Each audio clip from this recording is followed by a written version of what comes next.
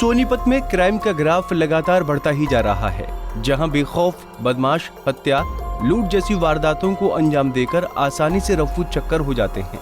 ताजा मामला सोनीपत के गांव खुरमपुर के पास का है, जहां खरखौदा बहादुरगढ़ मार्ग पर बंद ढाबे के पीछे एक दिल्ली निवासी युवक की गोलियां मारकर हत्या कर दी गई। कई गोलियां चलने की आवाज सुनकर ग्रामीण जब मौके पर पहुंचे तो देखा कि युवक लहूलुहान हालत में पड़ा था, जिसके शरीर पर कई गोलियों के निशान थे और घटनास्थल पर गोलियों के खोल बिखरे हुए थे, जिसकी तुरंत सूचना पुलिस को दी गई। वहीं मामले की सूचना मिलते ही खरखौदा थाना पुलिस मौके पर पहुंची और जांच शुरू की, जिसके बाद शव को कब्जे में लेकर पोस्टमार्टम के लिए अस्पताल भिजवाया गया और मृतक के परिजनों को घटना के बारे में सूचित किया गया।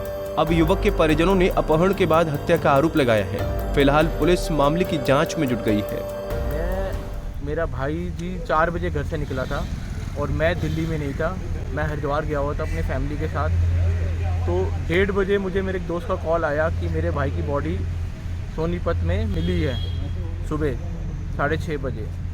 उसके बाद जब मैंने सब कुछ पूछा, उसकी वाइफ से पूछा कि क्या हुआ, कहाँ गया, तो उसने बोला 4:30 बजे वो घर से कस्टम हाउस के काम के लिए गया था। रात को 10 बजे 10:15 बजे उसने अपनी वाइफ को कॉल करा है कि खाना बना के रखो, मैं खाना खाने आ रहा हूँ घर पे, 15 मिनट में खाना खाने आ रहा हूँ। 10:40 मिनट 35 मिनट में उसका फ़ोन ऑफ हो गया, उसका कोई पता नहीं चला।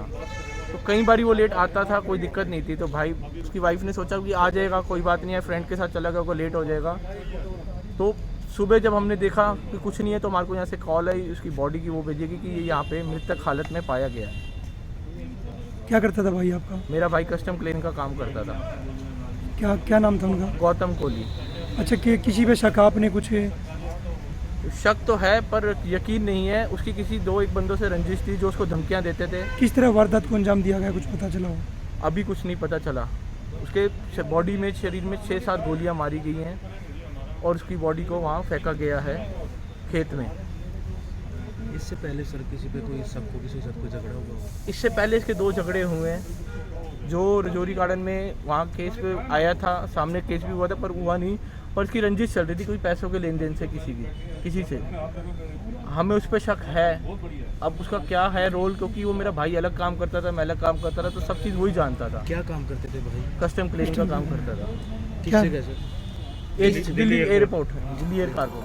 पुलिस के मुताबिक मृतक युवक की पहचान दिल्ली के सुभाष नगर निवासी गौतम कोहली के रूप में हुई है, जिसके शरीर पर 6 से 7 गोलियों के निशान पाए गए थे, जो वीरवार शाम से लापता था। युवक के परिजनों ने बताया कि मनोज नाम के युवक के साथ कुछ दिन पहले उसका झगड़ा हुआ था, शायद उसी ने हत्या की है। फिलहाल पुलिस ने हत्या का मामला दर्ज कर आगामी कार्रवाई शुरू कर दी है। खुरमपुर से लोटी की तरफ जो रास्ता जाता है, वहाँ एक युवक की डेड बॉडी पड़ी है। मौका पर जाकर चेक किया तो युवक के शरीर पर गोलियों के निशान थे। वारसान ने को सूचित किया गया।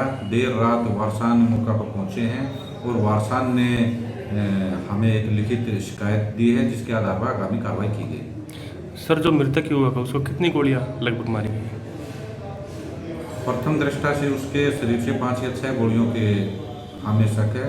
फिर भी पोस्टमार्टम अभी चल रहा है, पोस्टमार्टम के बाद स्थिति स्पष्ट हो पाएगी। जो परिजनों ने शिकायत दी है सर, उसमें क्या आरोप लगाए गए हैं, किस पर लगाए गए हैं?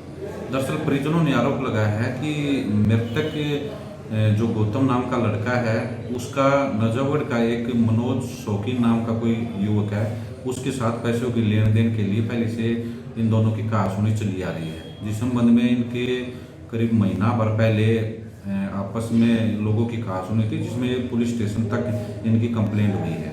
फिर बाद में इन लोगों का वहाँ कंप्रोमाइज़ हो गया था। इसी चक्कर में मनोज ने उसी बात की रंजिश रखते हुए कल इस हत्या को अंजाम दिया है, ऐसा परिजनों ने उसके ऊपर आरोप लगाया।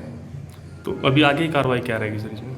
आज परिजन आए हैं और आईओ जो पोस्टमार्टम बोर्ड से करवा रहा है और पोस्टमार्टम की वीडियोग्राफी भी करवाई जाए। परिजनों ने बताया कि गौतम शादीशुदा था और उसकी एक बेटी है। गौतम एयरपोर्ट पर आने वाले कस्टम के सामान को क्लियरेंस करवाने का काम करता था। वीरवार की शाम को लापता हुए गौतम के परिजन सुबह उसकी गुमशुदगी का मुकदमा दर्ज कराने थाने में पहुंचे थे, जहां उन्हें उसकी हत्या की जानकारी मिली। वहीं परिजनों ने बताया कि 2 महीने पहले मनोज के साथ उसका पैसों को लेन देन को लेकर झगड़ा हुआ था और इसी झगड़े के चलते उसने इस हत्या की वारदात को अंजाम दिया है।